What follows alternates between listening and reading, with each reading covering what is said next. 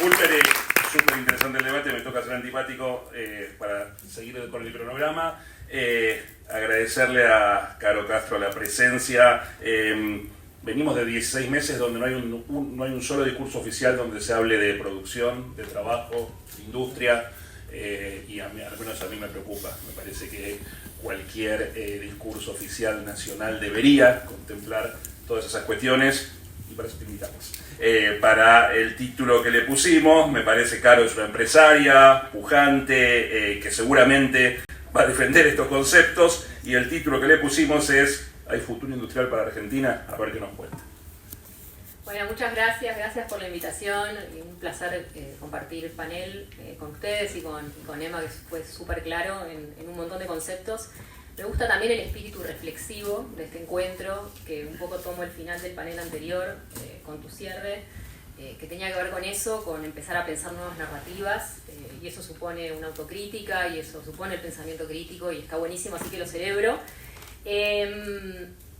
Yo vine, Willy, con una idea de hablar de algo que capaz sale un poco de la coyuntura, y discúlpenme si hago eso, pero creo que es también importante y capaz es un buen complemento a todo lo que acaba de dejarnos Emma en cuanto a hacia dónde ir desde esta coyuntura en términos de macro.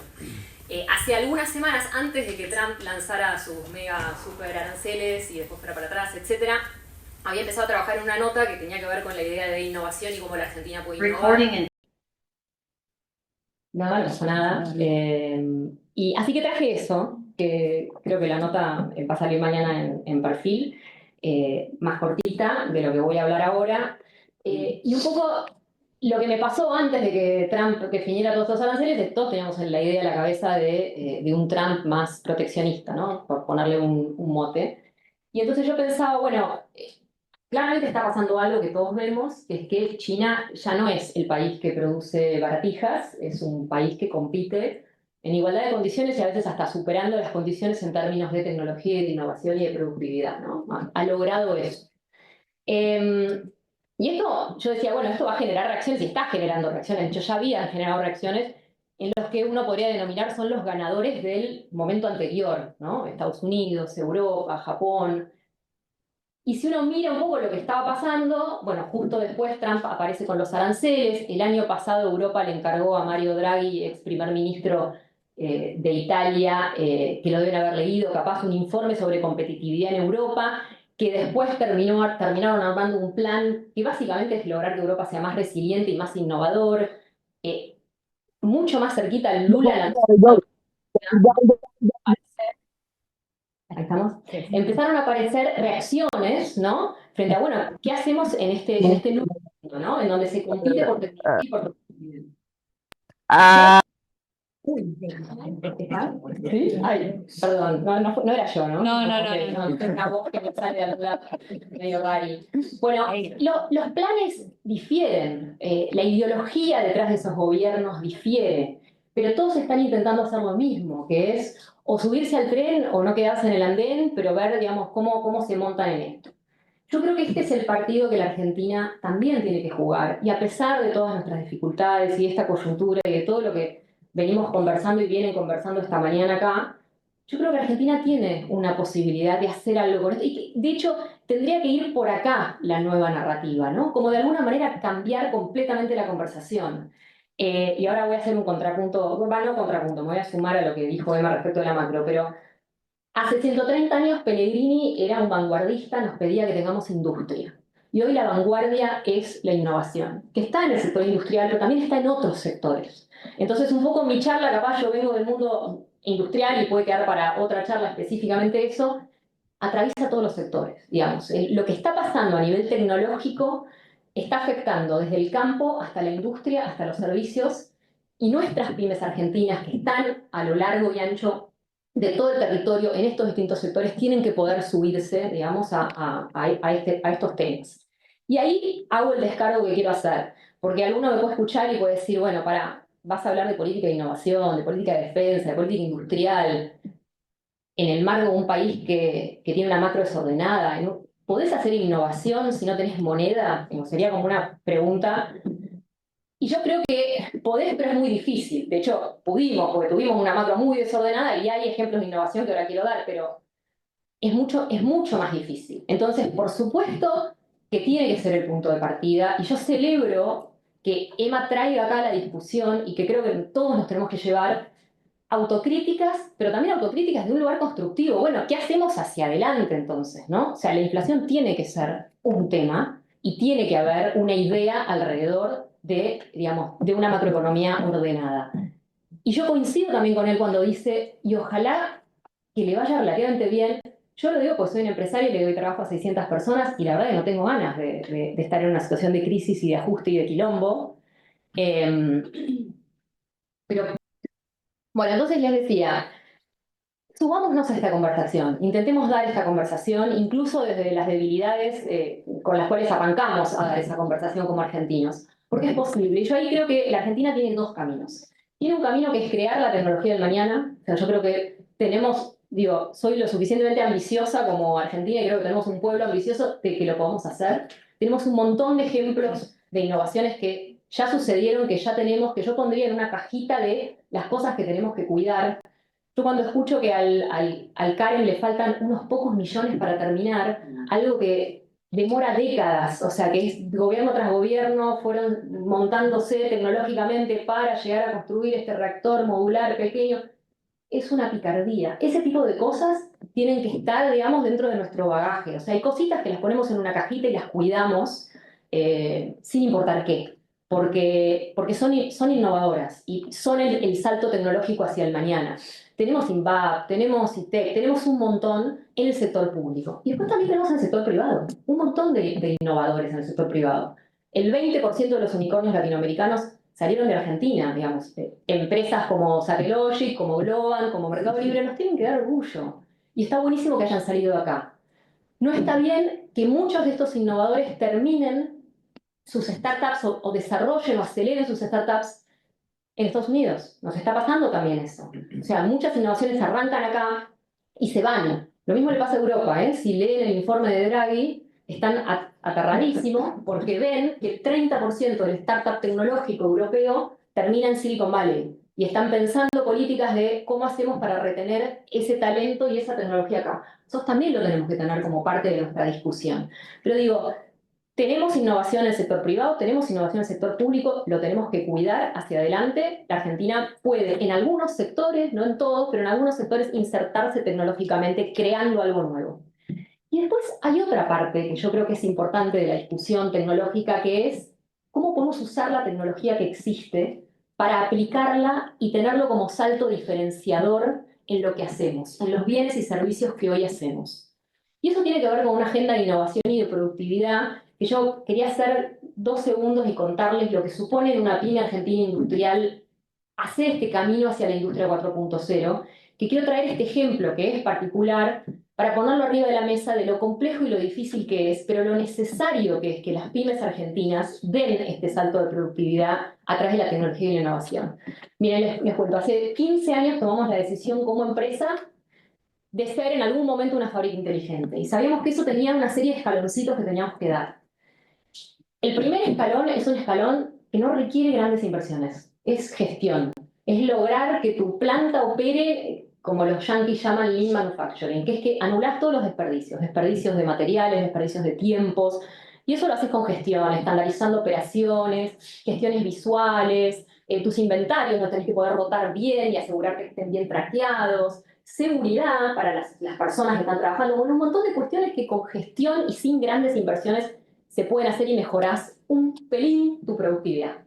El segundo escalón, que es el que ya vimos hace un tiempo, es automatizar y digitalizar. Ahí sí necesitas inversiones, ahí necesitas tecnología y la tenés que adquirir. Pero ¿qué te pasa cuando pasás de un proceso manual a un proceso automático?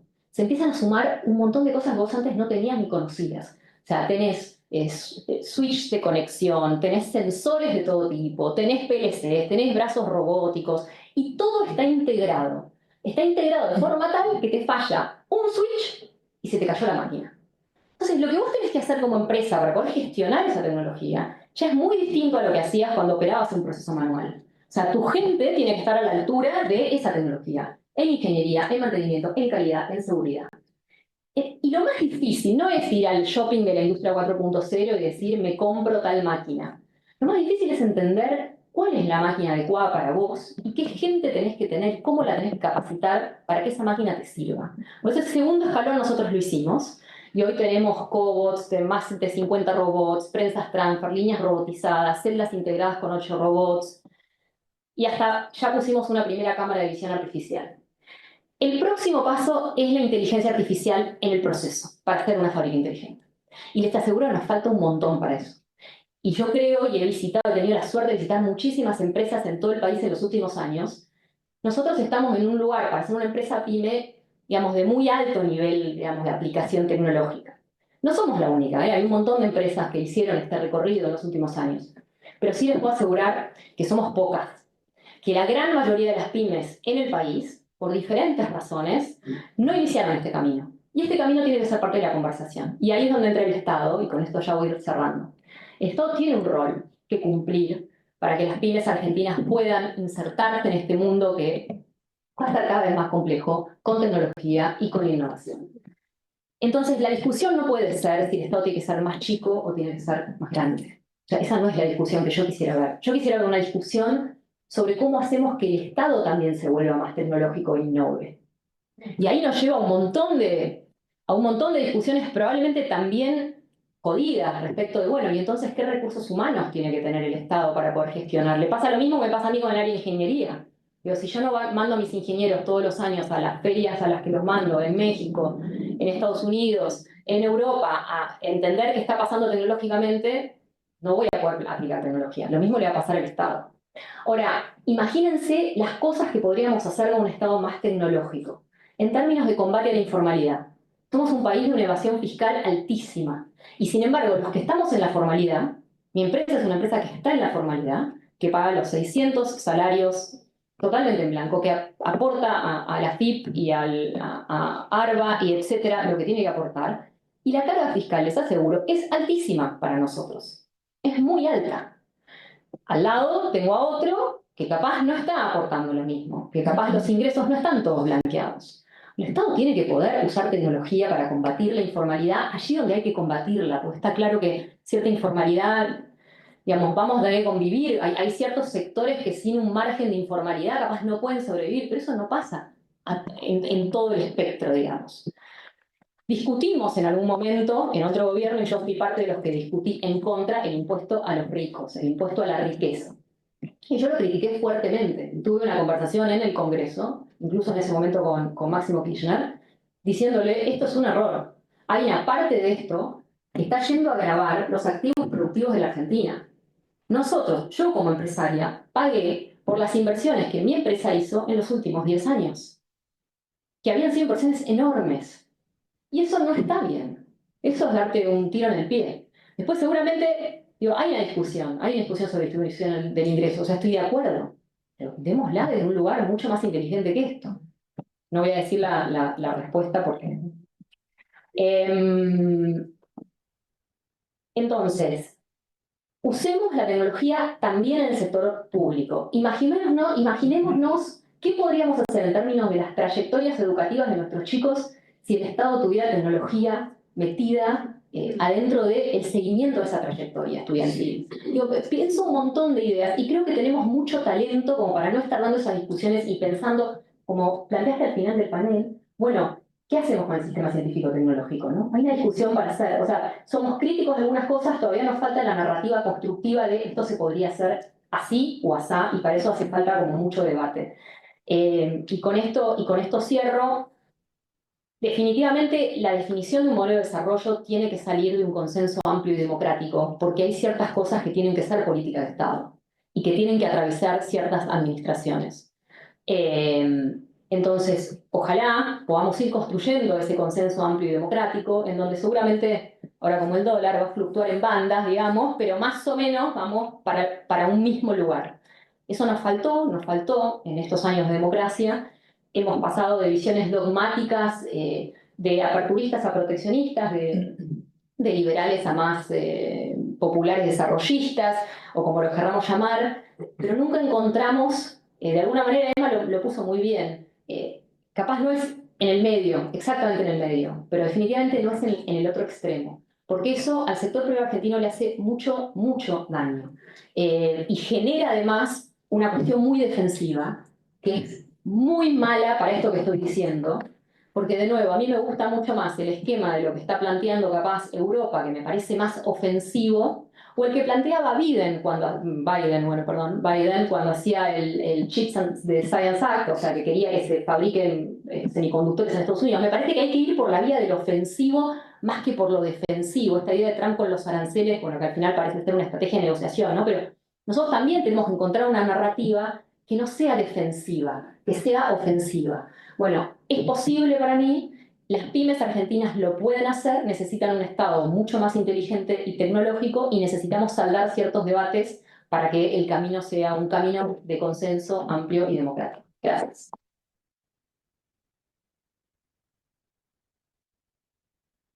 Tiempo para hacer una pregunta. Y el chivo paso, escribo acá la... Ahí, pregunta de arriba. Esta cuestión de digitalizar y automatizar, que seguramente muchos acá están de acuerdo, pero ¿qué pasa con toda la gente? ¿Cómo haces que esa gente que hoy no tiene la posibilidad de esos puestos de trabajo no queden totalmente afuera? Y no es político lo que digo, es ver de qué manera llegar a eso, pero ¿se puede con tanta gente que hoy realmente va a quedar afuera? Hay gente que sabe mucho más de esto que yo. Si vos lees la bibliografía, vas a encontrar una parte de la bibliografía que te va a decir vamos hacia una crisis total y completa del empleo y hay otra que te va a decir no. O sea, yo miro el caso de China, no me quiero comparar con China, estamos a años luz de muchas cuestiones, pero miro el caso de China. China ha sacado a miles de millones de personas de la pobreza, incrementado su productividad y generado trabajos. Nosotros hemos pasado de operar en una planta con 300 personas a operar en 2 plantas con 600 personas, pasando de 38% de automatización a 100% de automatización.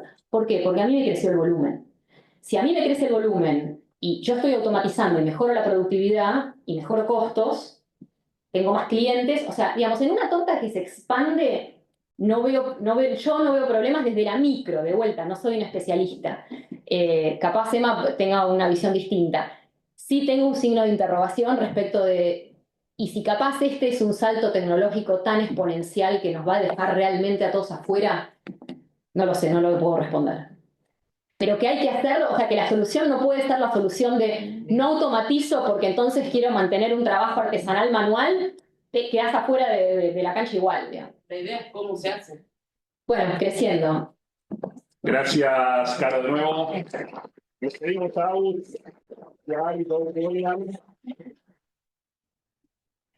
Así seguimos con las últimas 2 charlas de este bloque. Ahí hay una silla acá. Como quieran, ¿no? Quédense, no me